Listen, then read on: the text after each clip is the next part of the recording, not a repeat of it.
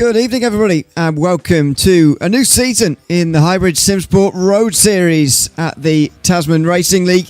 It is round one from Daytona of a new season. Over the course of the next 11 weeks, taking us to the 2nd of July, we'll have 10 regular season races and one mid-season classic, as always, to decide our champion. Lots to discuss in terms of how things are different from this season compared to the last, but some things are the same. The championship contenders are the likes of Lewis Bahaja, Oscar Dobbins, Jeremy Newton as well, all here at the start of tonight's new season. It is the same in the commentary box as well.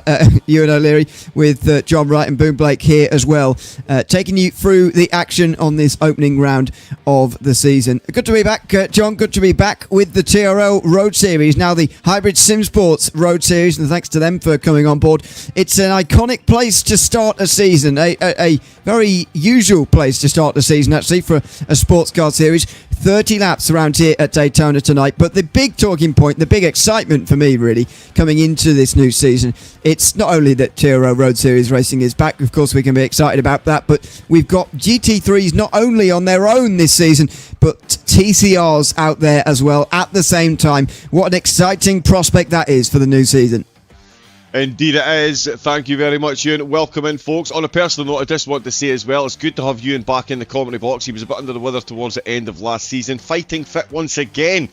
And back here for the Hybrid Simsports Road Series. And as he mentioned, we've got multi-class, which means we are going to see some class out there on track. Yep, the TCRs and the GT3s will be duelling it out. I know our very own fearless leader, Lucas Blake, is in one of the TCRs. Unsurprisingly, Lewis Bahadjer is in a GT3 car.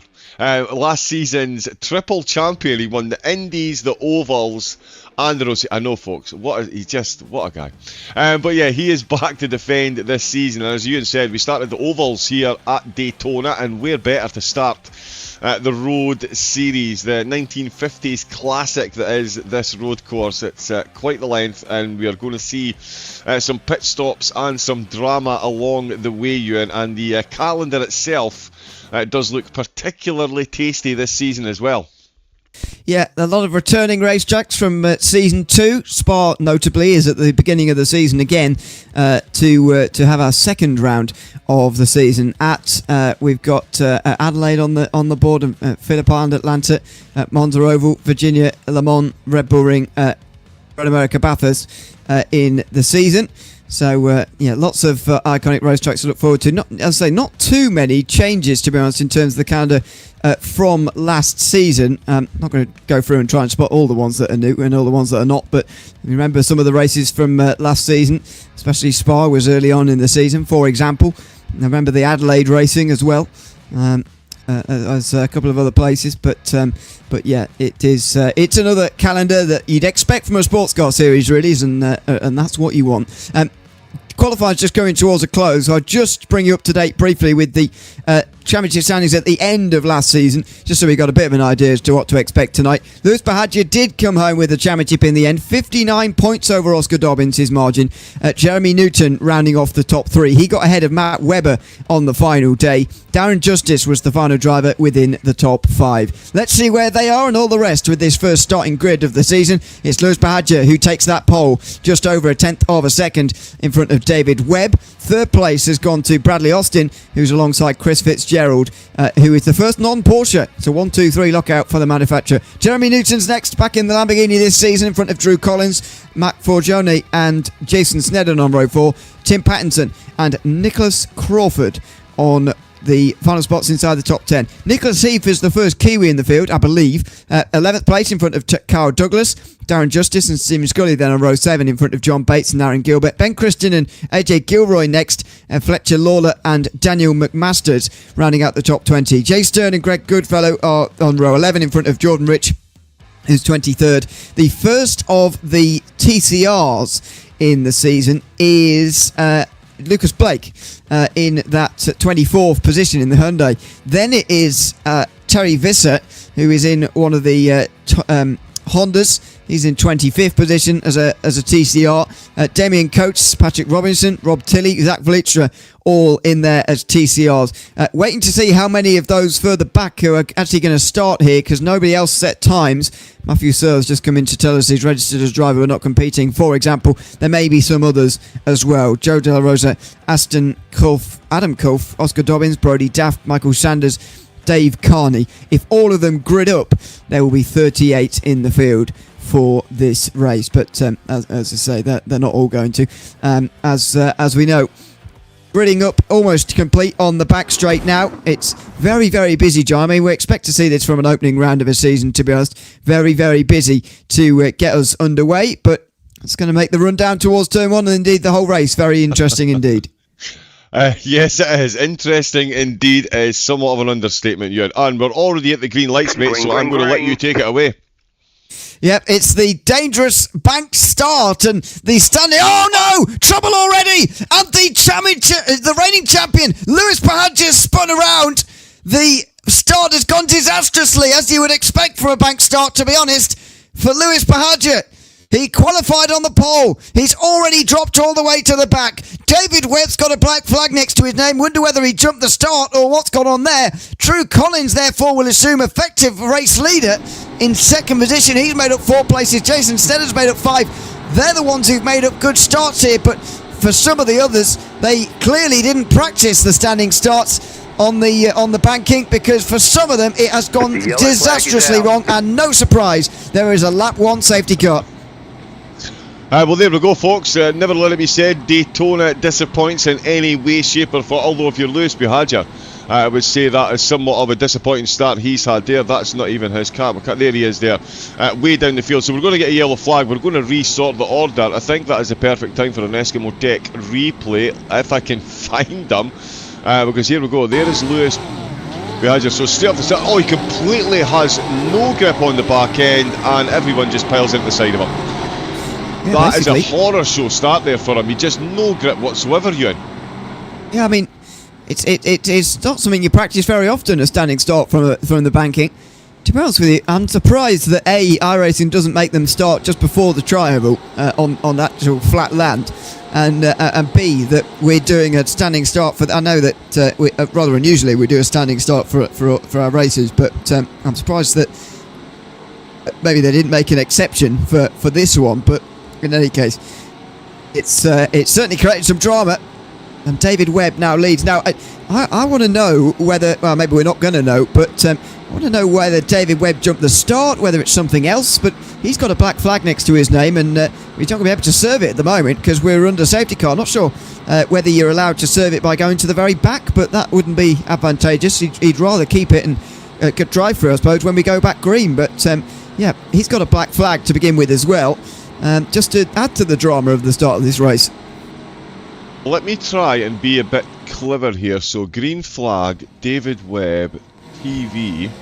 So yeah, so let's have a look and see. Oh, he's rolling there. Oh, he accidentally went very early. So jump start, not in a sense. Well, he did get a very good launch actually when he did get underway, but not a jump start in a sense of he gained a big advantage because he jumped start, but he did move before the lights went out. So rules are rules, and that is a penalty, and he will drop a long way down as a result. I wonder if there isn't anything a little bit further down that we can see here as to why the safety car was called, because I can't imagine Lewis Buhagiar spun around on the run through the tri-oval. There is the reason. There will be lots of other stuff to try, and it's dark and all, so it's going to be really hard to figure out. There's a spin for the 5 Ferrari in the background, and that's in front. That's in the middle of the road.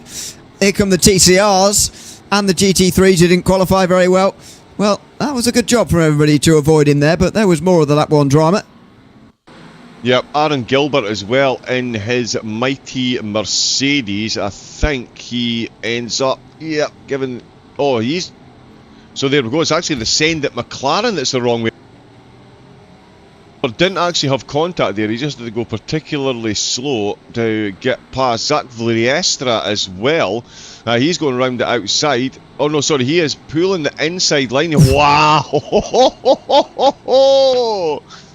Full code brown as he goes past the parked car and then joins a parking lot. They took Paradise and they made it a parking lot, and that is, some of the, let's see who else we've got. In fact, Terry Vizzer as well, who is erroneously showing as a GT3. He's definitely in a TCR. I mean, that's just clumsy. I'm not sure we can use the other words I would particularly use for that one, but yeah, a bit clumsy of a rejoin there. But yeah, I mean, Daytona. It's what we expect. So many other incidents, and in fact, Buhagiar, sorry, Ewan, we'll get back to you in a moment. I think Buhagiar's had another crash on the way back to the pits. He's a that's a spin under safety car. That looks a bit like Vliestra or so. Yes. Yeah. It was like Vliestra that he hit there. So he's gone full. I can't even remember the F1 driver's name that crashed on the safety car. Lance Stroll, there you go, he's gone full Lance Stroll there and managed to collect the car ahead of him. So yeah, pit stops and a lap under yellow flags. It might actually be a good time to get Boone in here and see what he's thinking about the pit strategies, because this is going to throw them completely out the window, I think, Ewan.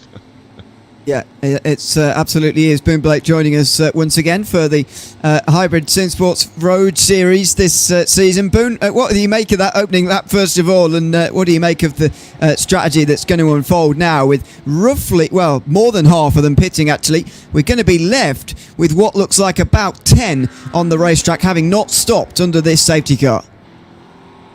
Well, first of all, good evening, Ewan. Good evening, John. That's about exactly what I would expect to see out of a first lap with 30-some cars on a cold track doing a standing start on a banked corner.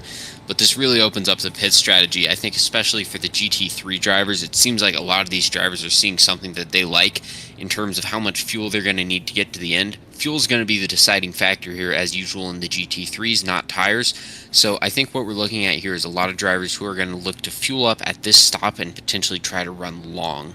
What really interests me, though, is the TCR pit strategy, because we've just never seen it before. I have no idea what these cars are going to run like, or how long they're going to run on a stint, so I'm not sure if they're going to have the fuel to make it to the end if they stop now. Yeah, going to be interesting on that front. Are they restricted in fuel, by the way, in the same way the GT3s are, or have they been left? I would imagine, and this isn't something that I can speak to with 100% confidence, but I would imagine that the TC3s are starting in the same way as the GT3s are, where they start with half a tank, and then once they come in for their first pit stop, they're able to take a full tank of fuel if they choose.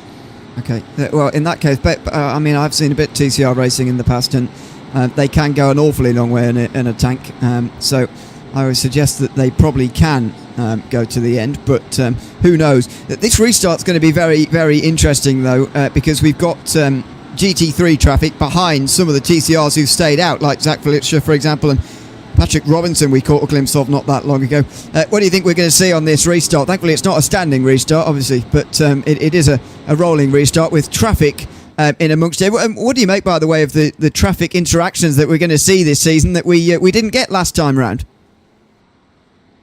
I mean, it's certainly going to be a learning curve for all the drivers involved. I think it's something that was put in the race notes. It's something that I put in my preview for this race. It's going to be the biggest storyline early on, and it's why a lot of drivers were opposed to adding the TCR as a second class, because especially in some of these tight corners at Daytona, like the bus stop chicane, the TCR can be quicker off the corner exit, which makes it very difficult to let faster traffic by sometimes. But the responsibility is going to be on the faster cars, on the GT3s here. 9 times out of 10, it's on the GT3 to make the pass safely. So I suspect we will see more than a few GT3 drivers races end in tears due to passing TCR traffic, but ultimately that's the nature of multi-class racing. Yeah, it certainly is. And we are still under safety car here after the opening lap incidents here at Daytona. I'm not sure whether we're going to be able to go green this time round. I don't think so. It seems that Chris Fitzgerald and Damien Coates are not rejoining again after pitting on the opening lap. They seem to be gone. Oscar Dobbins didn't start this race, neither did Brody Daff or Dave Carney, so they must have practiced a little bit early on, but have decided not to race, unfortunately. As we complete lap 3, we're not going green at this time round. We're going to continue on for a little bit longer. David Webb has still got that penalty to serve, of course, so he's not going to be the race leader. Effectively, you could say Bradley Austin is the race leader, as Joe De La Rosa comes into pit lane a little bit late. It's going to send him right the way to the back. So we've got a bit of double file stuff happening here. Lewis Bahadja. It's quite a long way back for Lewis Bahadja now. John, he's outside the top 20, but if there's anybody who could perhaps work his way through the traffic and work his way back to the front, it would be him, but he's given himself an awful lot to do here in the opening race of the season. Yeah, he really has. He's given himself an uphill struggle worse than the cutting in the rain at Bathurst. This is an uphill battle, but as you say, if anyone can, and as much as it pains me to say it, and he'll love me saying this, Bahadja is definitely someone that definitely can. He is very quick, he's very consistent. I think his only downfall is going to be pushing too hard, and I have mentioned this before about Lewis. It does seem to be one of the chinks in his armour, which seems like a strange chink in the armour to talk about, but he does push hard. I've seen him with a 30-second lead in a race, setting the fastest lap on the last lap of the race, and almost binning the car twice on said lap. He just can't help himself. He really does go. There's no half measures with Lewis behind the wheel, and certainly he will be a bit frustrated after that start, to say the least. I mean, he'll know himself that it was partly down to his own over-exuberance on the loud pedal, which caused that spin in the back wheels, and then, yeah, a lot of cars made contact. As long as he can keep it. But the point I was making there was, he's got plenty of time to calm himself down, get back in that mindset. I mean, that's a few... had 5 minutes towing time, so I'm out. Good luck to Lucas and Jordan. We've got... Damien is out of the race, unfortunately. So yeah, Damien's out. 5 minutes of damage. Ouch. That is a sore one. So yeah, Bihajer will have had time to calm himself down, get back in the racing frame of mind. He's resettling, it looks like, about 19th position. 20th position. We'll see what happens when they do actually start. But he has got a long way to go. And it really does give. I mean, Bradley Austin, Nicholas Heath as well. He's always been there or thereabout over the seasons. This could be a landmark result for him. He can bring himself home a podium here. That really will hold him in good stead for the rest of the season. I do want to pick up on something though. Apologies for me throwing you in under the bus. The calendar is not correct. I will get the correct calendar. That was actually last season's calendar, Ewan, so my apologies. I've thrown you clean under the bus there. Just quick confirmation though. Next time out, we're at St. Petersburg. St. Petersburg. Yeah. And then we've got Indianapolis, Barcelona, Adelaide, the Nordschleife. We've got Sandown on the calendar as well. Le Mans, Road America, Road Atlanta. And then, did someone say Bathurst? That's right, we'll be concluding the season at Bathurst once again. Ewan, absolutely on board for that. Yeah, well, yeah, absolutely. I mean, as I say, there are quite a lot of similar tracks, and I do have the actual calendar in front of me. But there you go. I didn't want to differ from what you put. Anyway, it looks like we're going green this time round, unless I am mistaken. Everybody's double file, and are we going to see green flag racing? We are. So here we go. Look at the TCRs as well, slowly getting themselves up to speed. Oh, it's gone disastrously wrong again. Oh, coming towards the green. There's a big smash up on the tri-oval. Surely we're going to be seeing the safety car again here, because that is Darren Justice spun in front of the field. He's got no rear wing anymore. Adam Kulfer's got a meatball flag, and the Zach Vlietstra driven TCR has gone into the pit. Oh no, and it's more trouble out of turn one as well. Carl Douglas among those who goes around. Daniel McMasters as well. It's a dramatic start to this restart as well. Double file, as I say, which is unusual, and it has created drama. Nicholas Heath is now the leader. He's got no rear bumper. David Webb still running up towards the front. He's still got that black flag to his name, but another messy start, a messy restart this time round.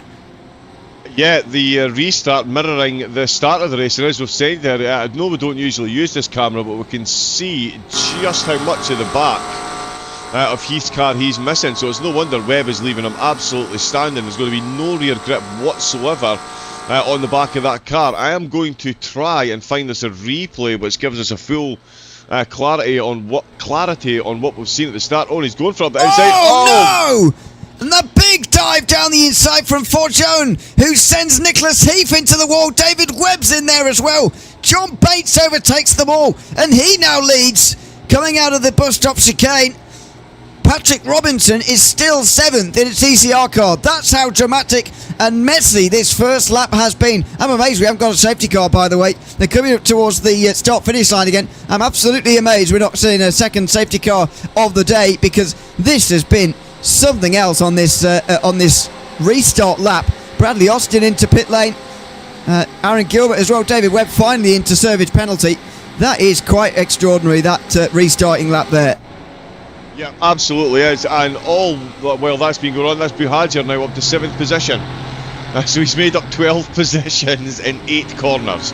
That's not too shabby as shown from a returning champion. He did have a slowdown penalty there, which he has served, but that restart was absolute chaos. There were so many cars involved. I think, yeah, Aston, I'm trying to scroll back. The number of incidents that I've just shown has been absolutely wild. I think the main one though was actually Fletcher Lawler. Let's jump over to an Escotech replay. Yep.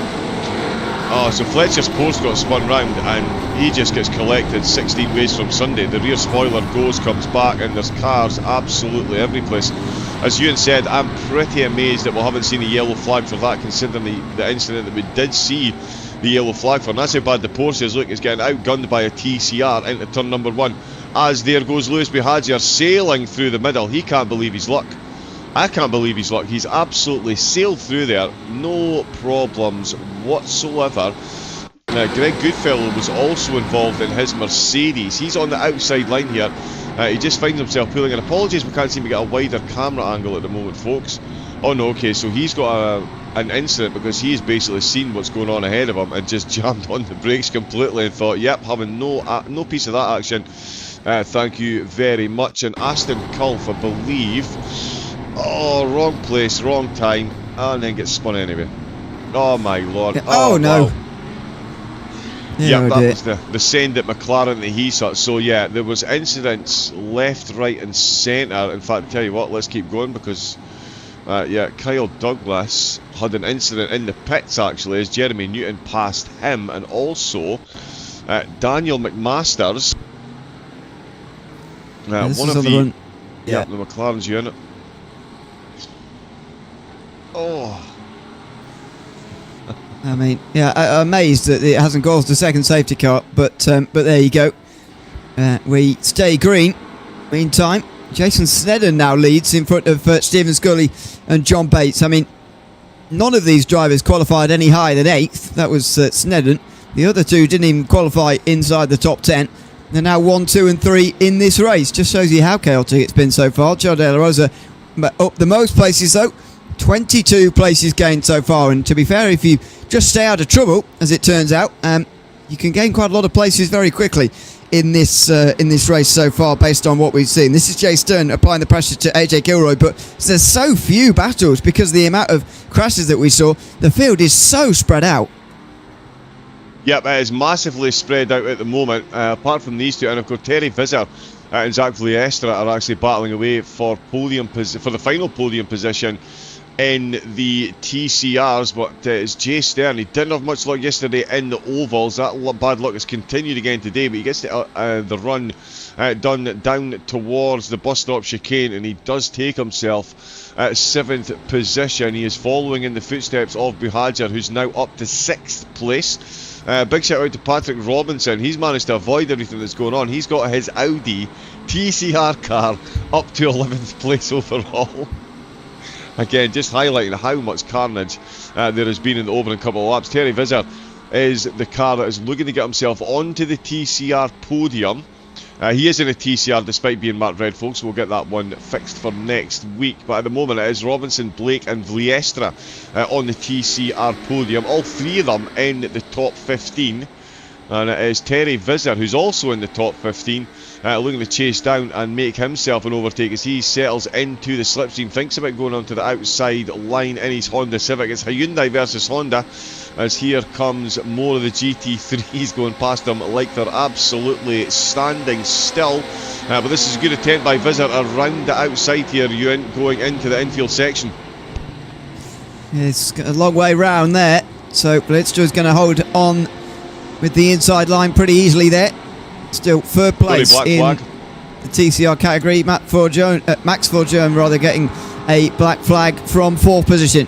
So we'll drop that Lamborghini well out of contention with that, unfortunately, as this battle continues. Visser ahead of Vlietstra, then Rob Tilley. But side by side, and there's a Mercedes trying to come through them both here.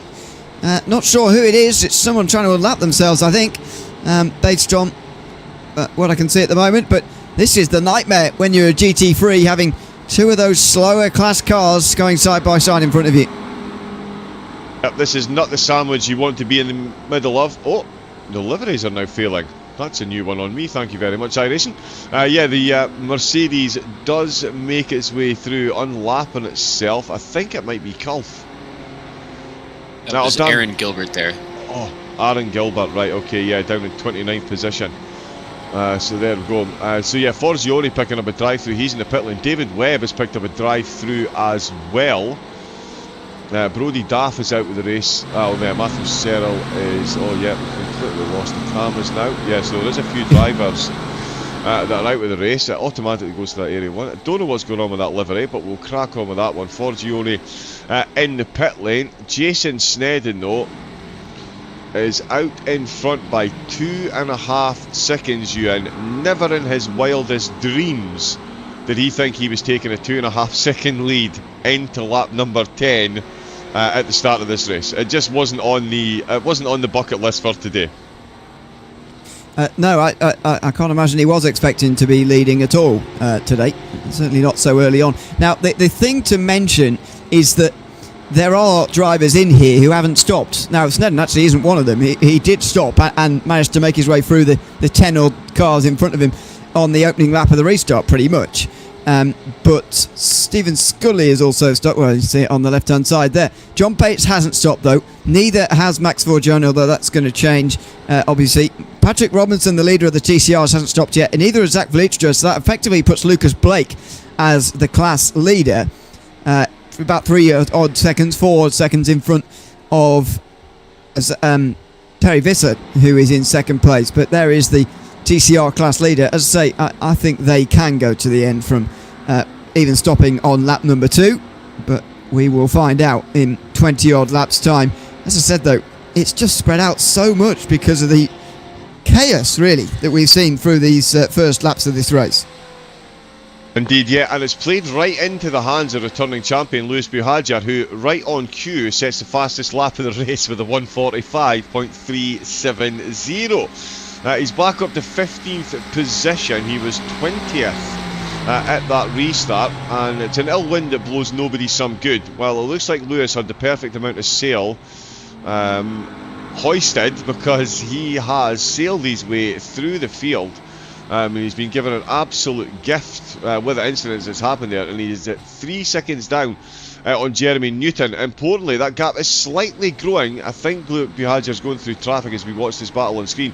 But more importantly for Buhagiar, Newton is catching Bates. That's a battle that could take a few laps to sort itself out, and all that does is play into the hands even more of Buhagiar, as Max Forgione out of the pits goes for a move up the inside of the horseshoe, manages to keep the powder dry this time, but it's AJ Gilroy that is really starting to feel the pressure from Forgione now, Ewan. That was a squeeze for Forgione on the inside towards the West Horseshoe. Really not much space down the inside there, but he tried to get himself through because he hasn't stopped yet, as we've mentioned. So Gilroy, I think, should just let him go, to be honest, and realise that he's going to come back past him later anyway. He stays to the left here. Is that in defence, or is that just to let him through here on the inside? Yeah, he's going to let him go. So that's the smart thing to do for AJ Gilroy here. Maybe could have done it a bit earlier and pulled back to the racing line in time for the Le Mans chicane, but never mind. He's let Forgione through now, and he will actually get his slipstream just for a short while as well. Jay Stern will likely do the same, or should do the same, as we ride on board with the Lamborghini and get in much closer to Jay Stern here for 6th position. He is going to surely make this move in towards turn 1, actually, and Stern is just going to let this happen, is he? Pulling to the right hand side. Well, no, now he goes to the inside for the triangle. Bit confusing here, mixed messages, as Forgione goes to the outside. He believes that he's going to have to make the pass on the circuit. Well, in the end, he is giving it from Jay Stern, who couldn't quite figure out which side he wanted to let him through. But anyway, he's done it now. Forgione moves up to 6th place, knowing that he'll have to stop again. Newton to the outside of Bates. That was very dangerous. He's, as you say, trying to get past before Buhagiar gets to him. And again, a miscommunication between these two. John Bates finally does let Jeremy Newton go, not before he's lost a little bit of time, though. Indeed, yeah, and that, to say that's cost him a little bit of time, again, Ewan is the master of the understatement. It's a second and a half that Buhagiar has closed up while these two have been dancing their deadly dance around the infield section there. Bates is staying within the slipstream, so that's going to help both of them. Again, of course, if two cars are in this, if one car is slipstreaming another car, the car in front is naturally going quicker as well because it lifts the air over both cars. So at this point, it does help both of the cars. Oh, unless you don't account for the slipstream on the way to turn number, on the way towards the bus stop chicane was that, and make an absolute meal of it. And Lewis Buhagiar, we're going to have to recall him Moses, I think, Ewan, because he has parted the Red Sea. He is back up to 4th position within, 5 laps of the restart. Just an absolute, he can't believe his luck right now. I mean, the bad luck at the start was absolutely incredible. The good luck here, though, is absolutely off the charts. Buhagiar is now knocking on a podium spot here. Absolutely, yeah. I think it's going to be difficult for him to get past Newton and catch up and past Newton, but he might be able to do that even. And if he can do that, then he can certainly, because I think Newton's going to catch Scully Antonoda before the end here. I know there's multiple seconds between each of them, but I think he's going to be able to get there. But let's see how the rest of this race plays out and how these front 4 fall. But I would say 3 of these 4 are going to be making up the podium places by the end of the day. Speaking of Jason Snedden, actually, he's coming up to the back of the field again now. So he's just on the back of Michael Sanders, who is the last of the TCRs on the lead lap. There he is on the right-hand side. Snedden passes him. So this is going to be such the key of this race, really, and a dynamic between GT3s and TCRs that we haven't had to deal with in the past. Indeed, yeah, and as Boone mentioned, it is going to be a learning experience for everyone involved. It's not often you see this combination, GT3s and GT4s, certainly GT3s and hypercars, but GT3s and touring cars is definitely an interesting one, because the touring cars as well, for anyone that doesn't know, those are lifelong subscribers to the Fast and the Furious ethos. Why use grip when you can slide? And these things do like to get a bit loose through the corners. It's one of the most exhilarating parts of driving these cars, and it does make it that bit more interesting, again, as Boone and Ewan have alluded to. And the pace difference, but also the amount of grip, it just is massively different through some of these slower corners, and the TCRs really do have to slow it down and be very, very careful. Well, as careful as you can be in a TCR. The back end does like to go, and the drivers do like to use that to get around the corners quicker. So yeah, these interactions are going to be fun, and we're going to see a few of them as well, given the actual pace difference between the fastest lap we've seen from a TCR is a 1:57, and we're seeing the GT3s hitting the 1:45s. That is a 12-second difference in the lap time. It's almost like driving Le Mans Ultimate in a Lamborghini at the moment. But Adam Gilroy is the driver looking to improve his position at the moment. He is chasing down Jay Stern, and Stern, he's had a bit of bad luck, a bit of good luck, and he's now just looking to settle his race down. But Gilroy looking to unsettle him a bit more and take that position from him, Ewan. Yep, he is. The battle for 7th will continue, and it's between 2 drivers who will be going to the end in this race as well. So this battle absolutely does matter. Just on the speed difference between these 2 categories, by the way, the 12-second difference round here means that on average every 9 laps you'll be lapping a TCR, or each of the TCRs. So I know there's not loads of them, but even so, you'll be going through them 3 times in this race, maybe 2 now because of the safety car. It's made this race effectively 26 laps in length, and that doesn't give you quite enough time to catch them all again for a 3rd time, but that's still plenty of traffic to be dealing with. But say they're not there's not too many of those TCRs just for the moment. This Carl Douglas on the back of Greg Goodfellow. These guys also going to be going to the end of the race, and Carl Douglas looking to get himself through as we ride on board and take the camera that just shows you how steep the banking is around here.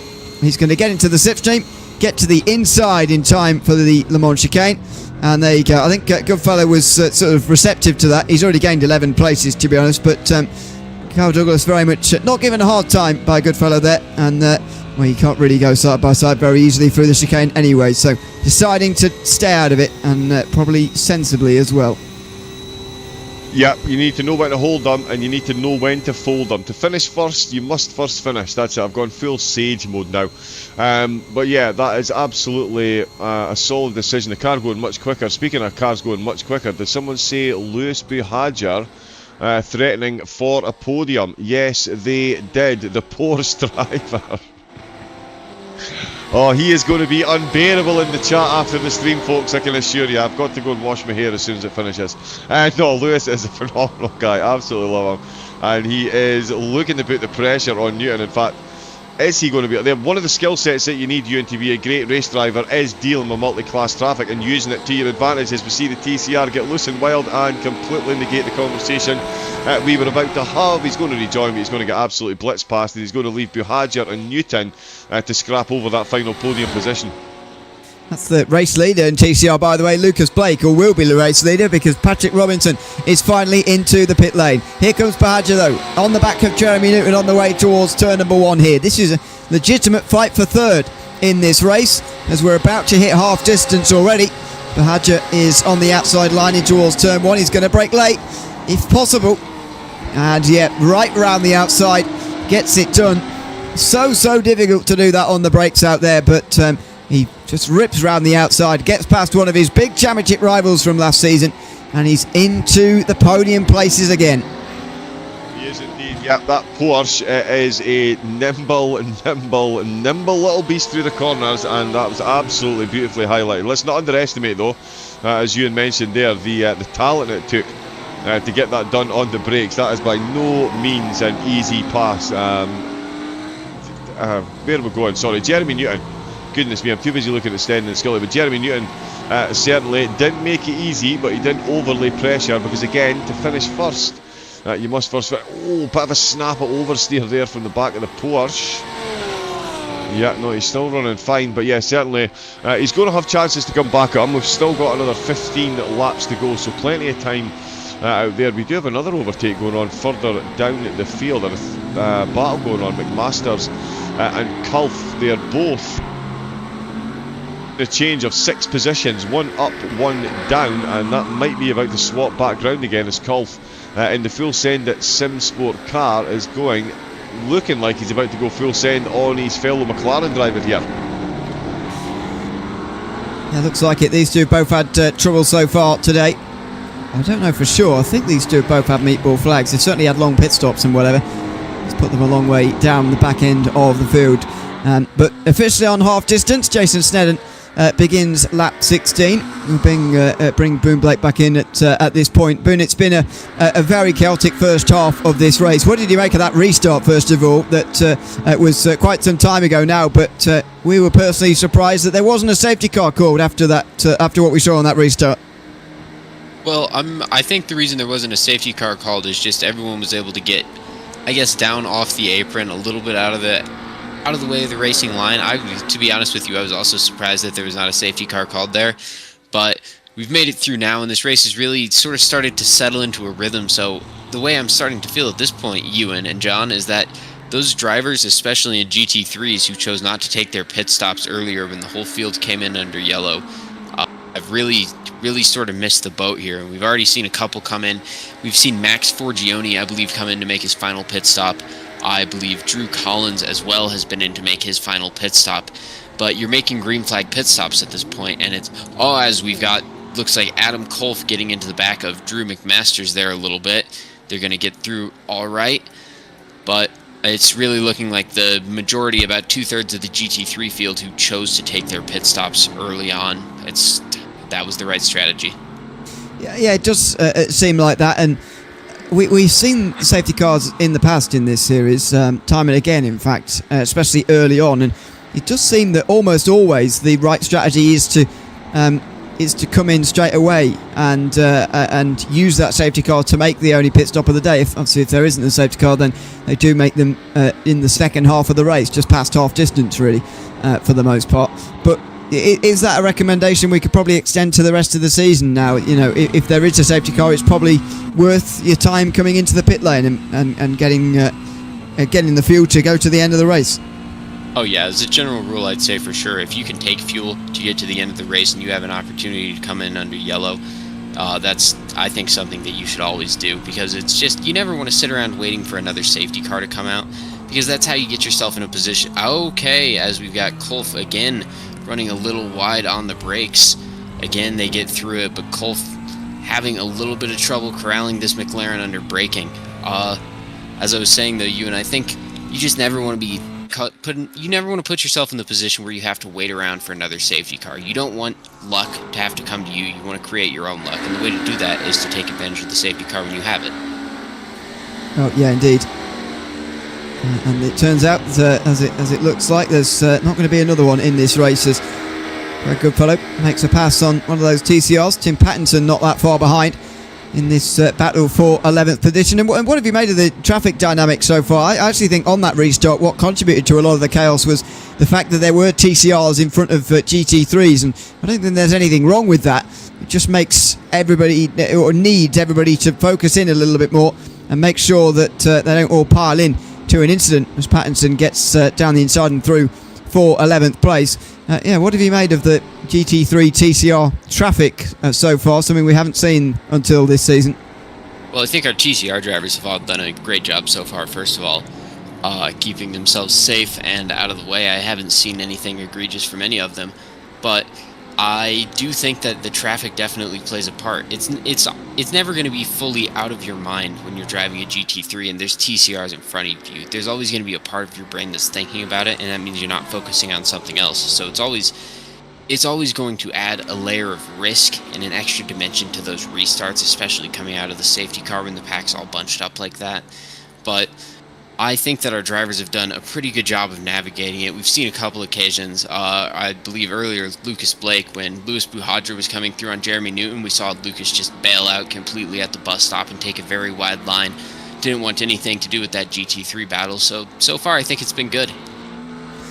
Yeah, it has been an entertaining race so far, and there are still 12 and a half now, I suppose, for Jason Sneddon laps to go. That is pulling high through the banking Greg Goodfellow again, as Tim Pattinson gets through, and so does Drew Collins on the inside line there. In fact, Collins might be able to take 2 in 1 here as he gets to the slipstream of Pattinson now, and he moves to the inside quite dramatically, side by side over the start-finish line. He's just about going to be in front by the time they cross the line there, and Collins gets outbroken. Pattinson holding, but Collins gets the 11th place, and there's a spun McLaren now through turn 1. That looks a little bit like McMasters, who was spun there earlier, but can't be sure. Let's have another look. Spot on. It was. It's a good guess. Daniel McMasters just getting on the power too soon, John, out of turn 1, and this is a dangerous place to find yourself. And he does get collected. Oh yeah, McLaren on McLaren action there, and McMasters just rolling on the exit to turn number. Oh my lord! And that is going to be a penalty, folks, for an unsafe rejoin as well. Unfortunately, that is what an unsafe rejoin looks like, in case anyone didn't know. But yeah, turn 1 here. I mean, there's a few turn 1s that get a lot of publicity. Monza, of course. You want to, but if you ask my opinion, Suzuka is far scarier, and so too is turn 1 here at Daytona on the road course. The change in banking, the severe braking, the severe steering, it can lead to a car sitting sideways and a whole lot of cars piling into the sides. And McMasters is actually just on another crash, as Lewis Buhadra has just got the overtake done on Stephen Scully, and we're going to bring you an Eskimo Tech replay of that move, Ewan, and it's into turn number 1. He loves doing the workout here in the post, doesn't he? Well, certainly does. He gets to the inside in towards turn number 1. He's had a lot of work to do in this race, but he's made his way through the field quite efficiently, and he's now past Scully for 2nd position. So lap 19 they're currently on. The final third of the race coming up in a moment. That's quite a big gap though, isn't it? Nearly 8 seconds up to Jason Sneddon here for Lewis Buhadra to try and catch up. To be honest, I don't think even he could do that, but let's see. We're going to get a representative lap time from the 2 of them next time round as they have cleared traffic, but I suppose you might not get clear traffic for the rest of this race, because to be fair, Ashton Culf is just in front of Jason Sneddon at the moment as lap traffic, so it's going to be constant traffic. And look at the infield at the moment, by the way, on the track map. Very, very busy, and if these guys get to that before the end of the race, then it's going to slow them down. Yeah, it really is. It really is. And just to put a little capstone on that, we'll check the timings in a moment. Sned has just set a personal best. So his best lap was 3/10 slower than Buhadra's. He's just set a personal best. He is now less than 2/10 behind Buhadra's quickest lap time, and he was actually half a second quicker than Lewis on that last lap there. So Lewis getting the overtake done did cost him a little bit of time, and as Ewan has mentioned, a lot of traffic for the drivers to deal with. You can see coming through the infield section, Jason Snedden in the lead, and ahead of him, of course, the McLaren that got absolutely annihilated, coming face first into a car that was stationary out with turn number 1. So a lot of traffic, a lot of dynamics to deal with, but yeah, 7.5 seconds to make up over 10 laps is going to be a big ask. But I mean, we were saying it was going to be a big ask for him to get back near the podium. It didn't take him long to rectify that, as Bradley Austin and AJ Gilroy are going at it, Ewan. Around the outside through the dogleg for Austin, and he keeps 6th place. This is a defence of 6th place from Austin, as Bahadja's gone off. Well, that is a rare event. Into the Le Mans chicane, Lewis Bahadja has made a mistake, and that puts Stephen Scully back into 2nd. In the background, Jeremy Newton's getting a good run on him as well. He's going to start getting the slipstream here. So we'll have a look back at the incident in a moment, but Newton is going to get the slipstream, and he might be too far back to actually be there by turn 1. I thought the momentum might be too much, and he might just be able to overhaul Lewis Bahadja in front, but on the way towards turn 1, he can't quite. But that is a rare event. Lewis Bahadja makes a mistake through the Le Mans chicane. He does. The touring car leader, Lucas Blake, has a meatball. I just about to say that as well, sorry, Boone. Yeah, do you have any information on that while I try and find the replay of the Bahadja incident? No idea, sorry, I've just noticed it. But that's going to shake up the order. That means Rob Tilley leads in the TCRs. We've had 2 of the contenders in the TCRs go down in the last couple minutes. We had Michael Sanders pick up a meatball flag from the contact with that rejoin a few laps ago. And then we've had something happen to Lucas Blake here. Here we go. Oh, he's just lost it on the way in a little bit. It wasn't a big spin or a big crash or anything, so he'll get away with that, but he does lose the place, one place, does Lewis Bahadja there.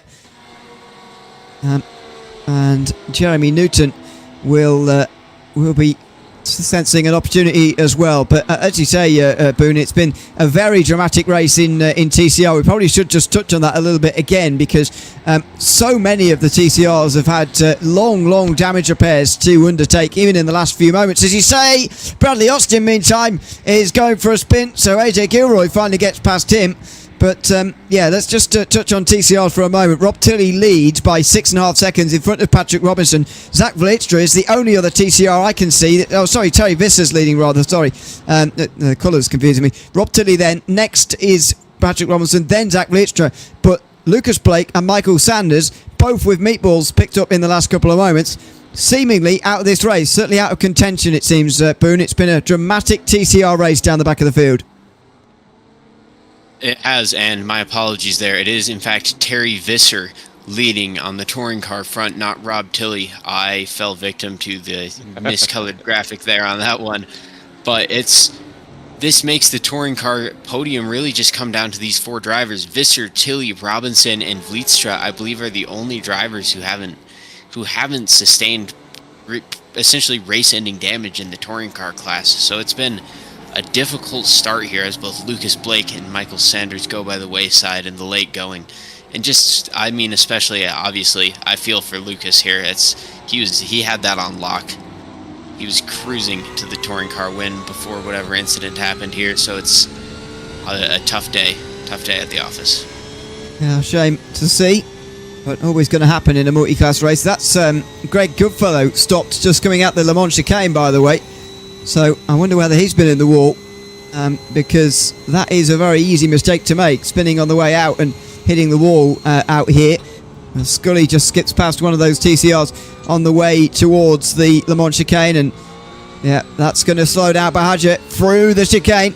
And in fact, Jeremy Newton's going to get a good run on him as a result as well, so watch out for him in the background. Although Bahadja's going to be getting some slipstream from Scully, which is just going to help him to stay in front here, and the Porsche holding up well in a straight line at the moment.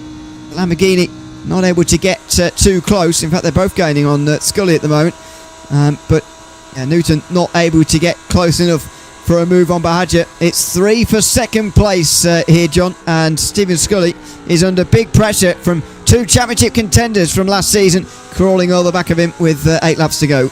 Yep, and I think Bahadja has just made a bit of a... Oh, yep, he's made another bit of a wiggle there out of turn number 1, and I tell you what, that has made it even more interesting now. But yeah, 3 into 2, the 3 of them trying to get into second position, and all the while Jason Snedden is hopefully he's not counting his chickens before they're hatched, but it's certainly getting close to chick season at the minute for him up at the front. That's a 9-second gap he has now got with 7 laps left. 7 seconds? 7 laps left to go. There's 7/10 of a second separating second from fourth at the minute, which is a bit obsessive. And there is Terry Visser, the TCR leader. Is he going to be a kingmaker today? Nope, he's going to stay exactly where he needs to, bang on the inside line. And that is nicely done by Scully, getting to that bottom line as quickly as possible. Bahadja following him to get the slipstream, try and get any advantage they can on the advancing Newton. Newton is in the best position here. I've said it before and I will say it again. The third car in these equations is always the best positioned. If you are in the middle, you need to be absolutely bang on if you make an overtaking attempt, because if you don't, Mr. Jeremy Newton here will get himself a nice 2-for-1 sail. He will sail past the two of you and find himself up in the second place, and it's a 10th and a half that are separating Scully and Bahadja. And I think we're about to see more of Bahadja's magic into turn number 1, Ewan. He's going to be forced to the outside. Scully putting him up high, and a little bit of a change of line there coming up towards the line. Bahadja's going to have to brake late on the outside here. It's tentative. And he's not going to go all the way around the outside of turn number 1. He's going to switch back. What a great pass that is. He goes from one side to the other, just as it looked like he wasn't really bothering to go for it, and he was going to wait for a later moment. He switches to the inside through turn 1. That was a very impressive move, but he's lost it. Oh, and he spins. He lost the car and he's spun now. Scully's lost his front wing, I think, there because of the contact, and Newton gets through on both of them. Scully pulls over. I think he might be quite damaged here, Stephen Scully, and that's a huge shame for him. Oh, that is a massive heartbreaker for Scully. He's had a phenomenal race up to that point. An unwitting bystander there. Bahadja loses the back of the car after pulling another worldie of an overtake. Absolute worldie of an overtake yet again. But one of the commentators, who's clearly on the ball, did mention a 2-for-1 sail for Jeremy Newton. Note down the date and time, folks. I got something right.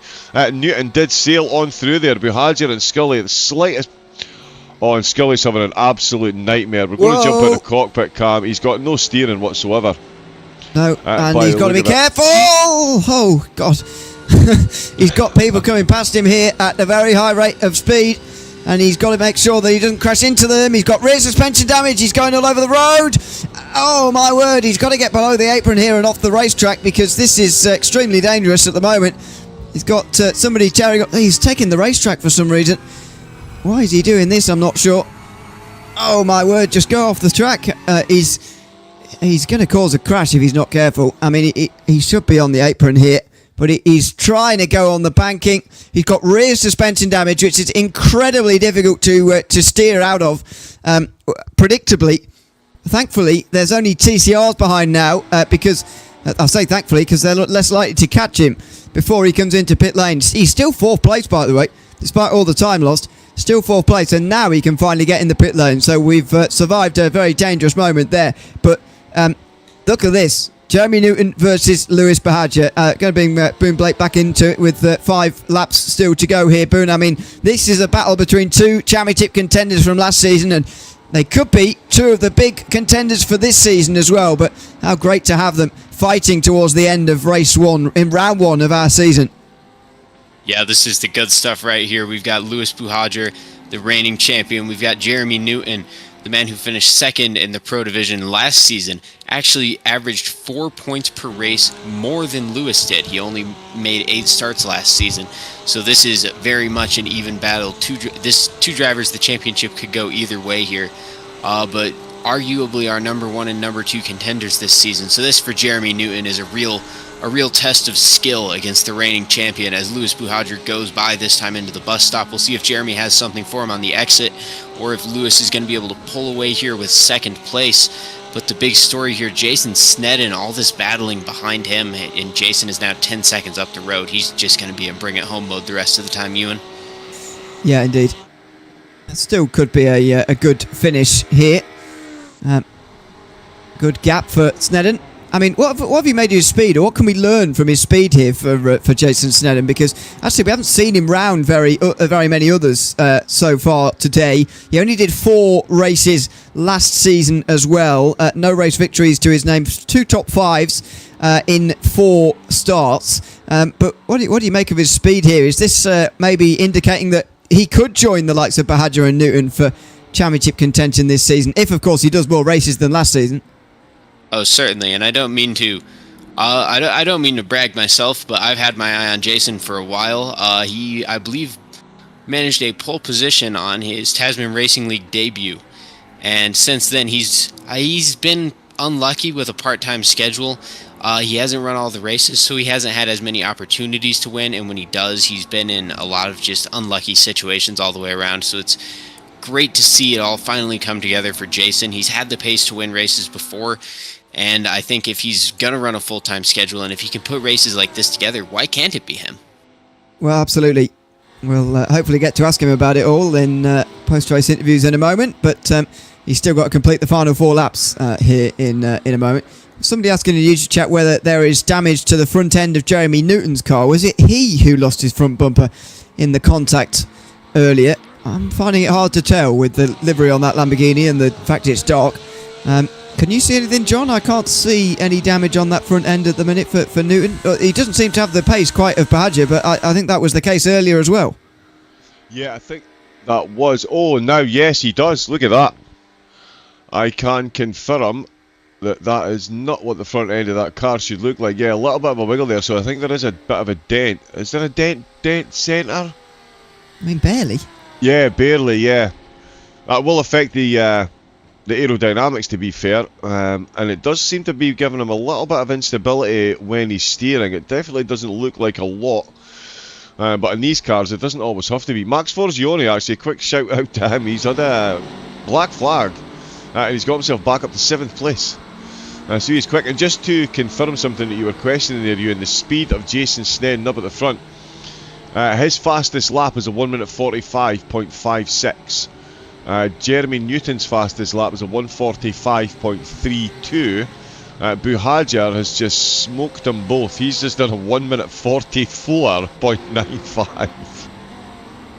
Yeah, well, so I'm not too surprised that Bahadja is quicker than them all, but just wondering how he'd stack up against the field more generally, because not to be unfair to Sneddon, you could be forgiven for thinking, well, he's won this, and this is not saying it's therefore a bad race victory or whatever, but you could argue he's only won the race because he got through lap 1 and indeed the restart, so efficiently, got himself to the front and built a big gap before the others could really get clear of all that traffic and chase him down. Now, as I say, that doesn't mean that this race win doesn't count or whatever for any sort of reason, but it does mean for later in the season that this isn't going to happen every week. So for later in the season, he's going to find that more difficult to go on and win races. But as I was saying to Boone, it's been a very, very impressive drive from Jason Sneddon here.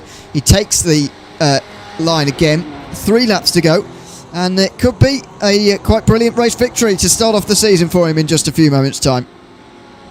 Yeah, it really could. As you say, you've still got to get to the end of the race to actually win it. The sim racing gods may well have smiled upon him at the start, but he has absolutely got the job done. At one point the gap was up to 9 seconds, and as I say, his lap time certainly comparable with the rest of the top 5, minus of course Bahadja, the only driver to run in the 44s. He does not mess about, like I say, folks. He's got 2nd place and he is still pushing and pushing and pushing and pushing. There's no way he's turning over a 7.5 second gap unless Ned makes some kind of mistake, which he has been, and he's been absolutely flawless this race, but he is still trying to apply that pressure from distance. But Sneddon, yeah, keeping it between the mayo and the mustard, certainly used up a lot of luck. We'll see how many lives he's got left for the rest of the season, but I think we are still seeing this battle going on between Scully and Douglas in the Porsches. These two not messing about and looking to maximise their points haul from round number 1. P5 up for grabs. and that looked like it was Scully trying to do a Buhaja there, not quite able to pull off, but he is certainly keeping Douglas on his toes in the closing couple of laps, Ewan. Absolutely. It's good that we've had a steady stream of fights to look at throughout this race, because actually after the incident on the restart, it was very spread out, and it still has retained a very spread out look, this field, from the very beginning, from that very restart, but it has at least kept us entertained with plenty of battles up and down the field so far, and we're in the final minutes now, so that's going to continue to the end. It's Kyle Douglas, Stephen Scully and Matt Forgione fighting it out for a top 5, but as Jason Snedden takes on the penultimate lap, Boone, I guess we should take some thoughts of the opening round of the season really more generally, and what we could see throughout the rest of the season as we look at Terry Visser, the current TCR leader in this race. What have you made of the opening round of this season in the Hybrid Simsport Road Series at the Tasman Racing League? It's been drama all the way through, and a very exciting way to open our season. Well, for us here, it's been great, right? We've had a lot to talk about the whole time. It's not a boring moment in the commentary box today. But I think for the drivers, this has also been a new challenge for them, but I think it's something that they've adapted to really well. This has been an extremely exciting race. I love the size of the field. I love the multi-class racing. It's been twists and turns every step of the way. We're going to get a couple of new winners if things hold as they are right now, which is always incredibly exciting. I'm sure there will be a couple drivers, as there were at the start of last season when we introduced this rule change, who are unhappy with the standing start. I imagine today Lewis Buhajer might be one of those drivers who's unhappy with the standing start, but I'm personally a standing start enthusiast. I enjoy watching it. Yeah, I do as well. I mean, maybe today we could have tweaked it. Again, I'm amazed that, first of all, the iRacing doesn't make us start before the trial rule, but there you go. That's neither here nor there. We'll talk to the podium drivers after this race. We might get an interview with the TTR winner as well. Hopefully they'll put themselves ready in the chat so we can bring them in. That's all to come in a moment. White flag is out, and Jason Snedden has one more lap to go here, John, to pull off what would be a very, very impressive victory in the opening round of the season. Yes, indeed it will. I mean, 30 laps in this field to bring home the win at Daytona at night in cold conditions, with the amount of carnage that went on there. Yeah, absolutely every aspect of Snedden's racecraft has been tested here, be it pit stops, dealing with other traffic, dealing with incidents, the whole shooting match, and he is clocking times that are very, very comparable right up at the top end of the field. So it has been an absolutely flawless drive for the BMW driver, and it will be a good marker to lay down for the rest of the season. I think the only thing that he may look back on and think, oh, that could have went a bit better, was Buhajer getting back to second place. Absolutely frightening. The championship leader was at one point down in 21st position. He now finds himself 3.5 seconds ahead of third, and only less than 5 seconds ahead of Snedden. So this championship battle is going to be an absolute corker. And the same in the TCRs as well. Huge drama there. Main favourites in the TCRs dropping out. What a race it's been, the TRL. And you can still sign up, folks. There's Indy, there's Oval, there's Dirt, there's all the fun in the fair. Make sure you get over to TRL and get yourself signed up. But Ewan, there is Jeremy Snedden. He's on the banking for the last time of asking, and he is going to see a well-deserved checkered flag here in round one. He certainly is. Jason Snedden up towards the start-finish line, flashes his lights because he is the first race winner in the Hybrid Simsport Road Series for Season 3. Round 1 at Daytona goes to him. A brilliant drive through, picking his way through the chaos in the early laps and holding off Lewis Buhajer in the late laps as the reigning champion got himself free of the rest of the field.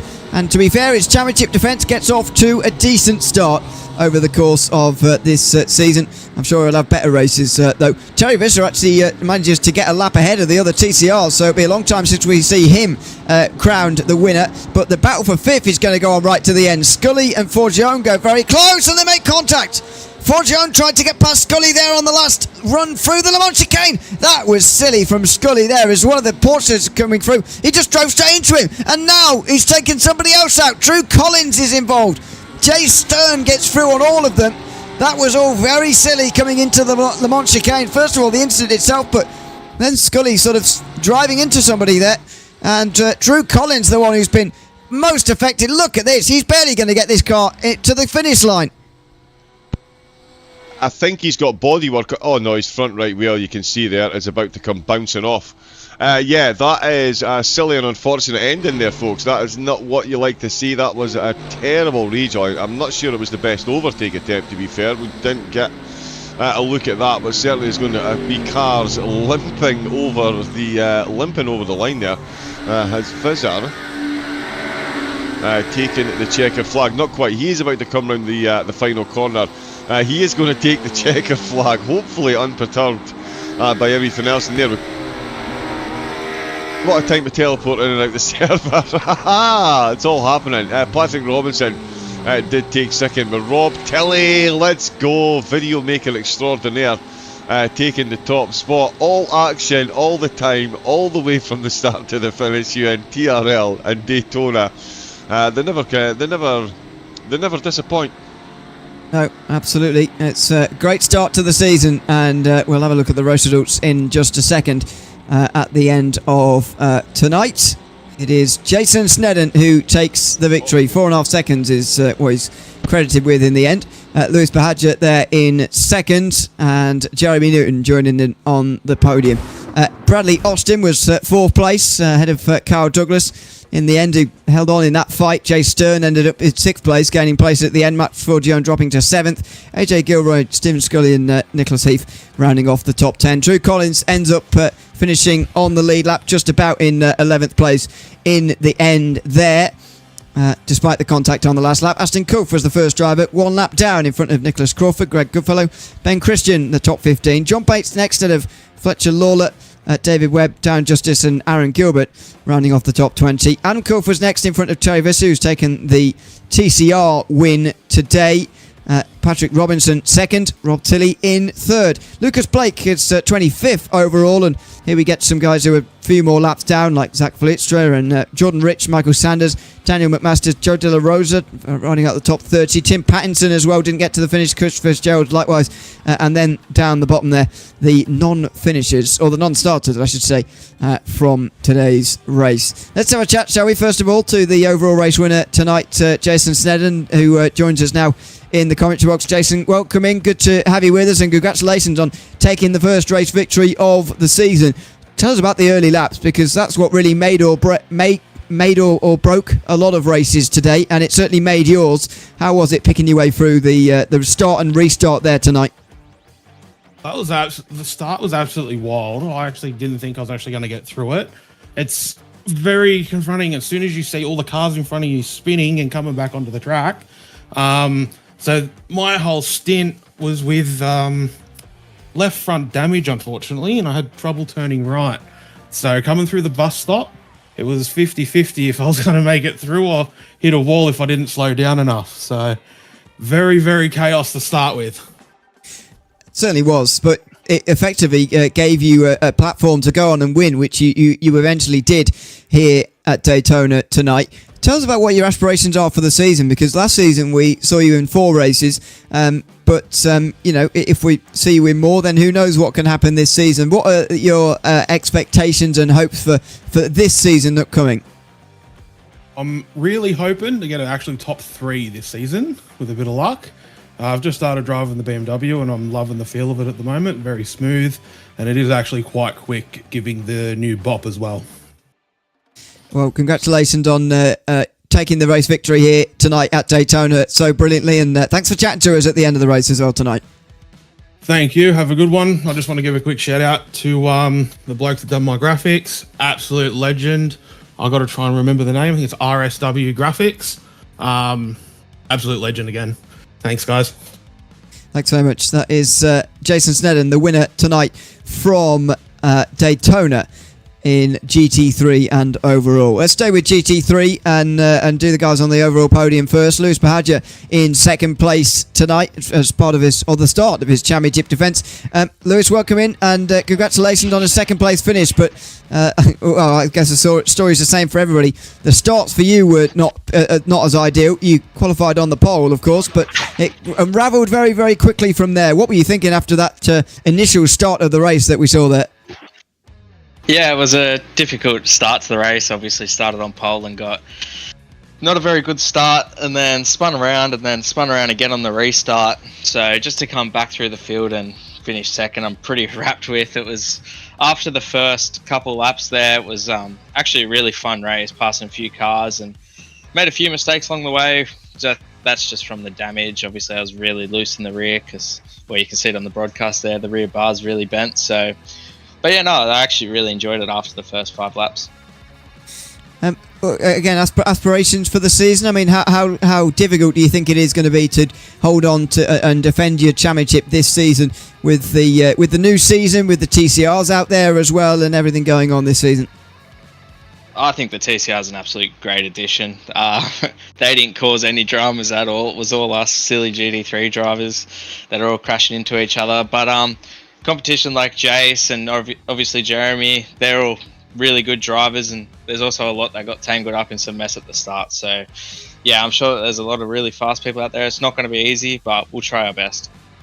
Absolutely. Congratulations on a second place finish start to the season, and thanks for chatting to us as well. Thanks for that, mate. Big shout out to Hybrid Simsports, and congratulations to Jason for winning his first one. Well, absolutely. Lewis Bahadja, second place tonight at Daytona in GT3. Now to third place, and Jeremy Newton, who starts off the season with a podium as well. Jeremy, good to have you with us too. Third place for you tonight. How pleased are you to start the season with a podium? Yeah, pleased to survive the start and then the restart, just like everybody else. Happy with the third place. Look, honestly, I wasn't sure how it was going to all pan out towards the end, but yeah, Jason did a great race, and I was a bit disappointed to see that he'd already pitted as I was making my way back through. But yeah, massive drive from Jason tonight. Well, absolutely. That was such a key point as well. The fact that most of you came in under that safety car there to make your pit stop, and that seemed to be the winning strategy. Talk us through what you're expecting from this season as well with the TCRs out there. It's a new look road series this time round with a multi-class element to it. What are you expecting? To be honest with you, I love the addition of the TCRs. They're a great little car. They take up a lot more room than what you expect them to. And like honestly, they're not that slow. You know, they're slower in the straights obviously than what we are, but they make a nice little. It's a different change of pace, right? I mean, we're always so used to having, well, what you could almost consider the top 10 sort of drivers in the league always racing around another, and it's good to have little battles here, there and everywhere else that you have to pay attention to as well. Yeah, certainly is entertaining to watch as well. There's no doubt about that. Thanks for chatting to us, Jeremy. Congratulations on a podium to start the season this time round as well. Yeah, awesome. Thank you. Thanks so much, Jeremy Newton, the third place finisher from overall here tonight as well. Now let's go back to TCR and start with Terry Visser, who's taken the first TCR victory of this season in the Hybrid Simsport Road Series. Good to have you with us, Terry. Congratulations on a TCR victory tonight. Just what was the key for you in terms of taking this victory? Because there was so much going on in TCR tonight, it was hard to keep up with. What was the key moment in your opinion? Yeah, g'day, how are you? I think the key moment was just being able to keep up with Lucas, and then Lucas getting destroyed into T1, honestly. I don't know if I was actually going to catch him, to be fair. I was trying, but yeah, he was just, every time he had a GT3 get past him, he'd just pull a gap on me. So yeah, I think I got lucky, to be honest. Well, he certainly had some good speed as well tonight. There's no doubt about that. In terms of the new season, joining as a TCR, how have you found it in this opening round? All the GT3 drivers we've spoken to on the podium tonight have been very sort of almost pleased to have the TCRs. Nice addition to the series. There's not as many of you, but how have you been finding how did you find rather the opening race of the season with a multi-class element this time? Yeah, it wasn't too bad, to be honest. It's basically, once the GT3s cleared off, it was just TCR race, to be honest. I mean, there's nothing we could do about the GT3s. If they wanted to come past, they were coming past, and that's all there was to it. It was more just pick our line early and just drive. But other than that, yeah, the racing was great. Well, congratulations on taking the win in TCR tonight, and thanks for chatting to us at the end as well. Yeah, no worries. Thank you very much. I just want to say thank you to Hybrid Simsports for taking a shot on me. I mean, this is my first race in the Road Series, and yeah, they just open arms took me on. Well done, Lewis, on your second, and well done, Rob, on your third. Oh yeah, that's absolutely Tavis, of winner tonight from TCR, and first TCR victory in the Hybrid Simsport Road Series here this season at Daytona as well. The rest of the podium also joined us. Patrick Robinson was second tonight. Good to have you with us, Patrick, as well. You were leading for quite some time, though. You pitted not under the safety car, but through the middle of the race instead. Any regrets about that strategy, or did the fact you stayed out under the safety car keep you out of a bit of trouble on that restart in the end? Yeah, I think it did. I didn't really realised that I should have pitted under safety car until it was too late. I'm used to racing like the GT sprints where you need a pit window to open up. So it was a mistake, but it turned out to work in my favour with the crash. But it didn't quite open up enough of a gap that I could stay in the lead. And you know, I got a bit lucky with Lucas tangling with the GT3 and I managed to get second. What are you expecting from the season then? In that case, you mentioned there that you didn't really know that you should have come in under that safety car, so I guess there's going to be some learning throughout the season that you're going to take forward with you. Are you expecting to improve throughout the season then? What are the targets overall? Probably not. This is only the second time I podiumed, and both times it's been at Daytona, and it's just been downhill from here. So we'll see how we go. Daytona is obviously like my favourite race of the season. I generally do pretty well here, but I think the TCR is at a nice element. They give a lot more opportunity. I have had a bit more experience in multi-class, so I am hopeful that I'll do a bit better here. Well, yeah, hopefully it isn't all downhill from here, because there's a long season ahead. But thanks for chatting to us, Patrick, and congratulations on a second place finish in TCR tonight. Thanks. Cheers. Thanks very much. Patrick Robinson second, and third goes to Rob Tilley in the TCR class as well. Rob, good to have you with us. I must admit, didn't see too much of you personally in that race, but you managed to get yourself onto a podium. Just tell us a little bit about how your race went. Yeah, I was trying to stay out of trouble after the couple of restarts. Managed to catch a body in the first one and had to pit with the meatball, which was fun under caution for 2 laps. Good job. There was a caution then in that case for you to make that pit stop. What are you expecting from the rest of the season as well? Is this sort of a podium that you'd be aiming for to continue, or are you expecting this to be more of a one-off? Yeah, probably a one-off, but I'll try and get up here again. I'm quite used to letting faster cars go past me, so I thought I'd do it in a slower car this year. That's a better way around of doing it, isn't it? In a TCR. One more thing before we let you go, Ron. We end the interviews. Got to ask you about the intro before the streams that we always play here, because it is well. First of all, we very much enjoy it watching before the stream gets underway or at the beginning. Tell us a little bit about how you make it and what goes into that, because we enjoy it every week seeing it on these broadcasts. It's many hours spent poring through replays looking for people doing cool or dumb stuff. There's not a lot of it. Usually it's pretty clean, so there's not a lot of exciting clips to make. But just watching lots of replays, making lots of clips, and just spending hours and hours sticking it all together, which is kind of fun. The hard work certainly pays off, because they're brilliant to watch. Thanks for that first of all, and also congratulations on a podium tonight at Daytona. Thanks for chatting to us, and I'm sure we'll see you again in the coming weeks. Cheers, guys. Thanks very much, Rob Tilley, third place in TCR here tonight. Well, that's it for the opening round of the Hybrid Simsport Road Series, the opening round of a new season at the Tasman Racing League, and it's great to be back once again. Indeed, we'll be here for the next 11 weeks with a mid-season classic in the middle and 10 regular season races to round off the season. Next week, we'll be at St. Petersburg, which is going to be a voyage of discovery for everybody. A very busy race, I'm sure it's going to be. 45 laps around there, and it's a short racetrack, but it's going to feel like a very, very long race indeed on the streets of St. Petersburg. Indianapolis to come after that as well, and it doesn't get any easier as we go down the season. That's it though from tonight from Daytona in the opening round of the season. I've been Ewan O'Leary alongside John Wright with Boone Blake in the commentary box, and we'll all be back in 1 week's time for the next round of our Hybrid Simsport Road Series. From all of us though from Daytona, it's goodbye for now.